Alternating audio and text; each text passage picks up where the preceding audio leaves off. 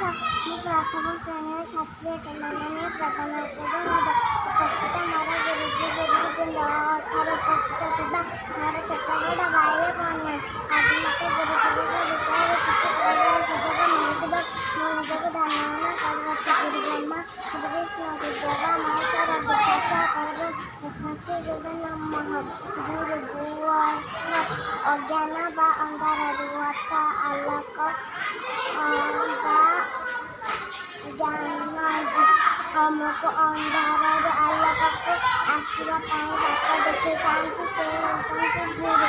ଆମେ ପ୍ରତିବର୍ଷ ସେପ୍ଟେମ୍ବର 5 ତାରିଖକୁ ଗୁରୁ ଦିବସ ରୂପେ ପାଳନ କରିଥାଉ।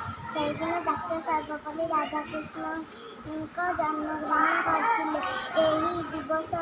ତାଙ୍କର ଏହି ଦିବସକୁ ଆମେମାନେ ଗୁରୁ ଦିବସ ରୂପେ ପାଳନ କରିଥାଉ। ପିତାମାତା ହେଉଛନ୍ତି ଆମର ପ୍ରଥମ ଗୁରୁ, ଗୁରୁଜୀ ଓ ଗୁରୁମା ହେଉଛନ୍ତି ଆମର ଦ୍ୱିତୀୟ ଗୁରୁ।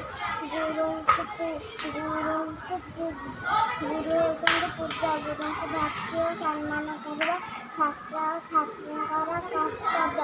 ଗୁରୁ ଆମର ଭବିଷ୍ୟତ ଗଠନ କରିବାରେ ଆମକୁ ସାହାଯ୍ୟ କରନ୍ତି। ଗୁରୁ ଆମକୁ ସଠିକ୍ ମାର୍ଗରେ ଯିବା ପାଇଁ ରାସ୍ତା ଦେଖାଇଥାନ୍ତି।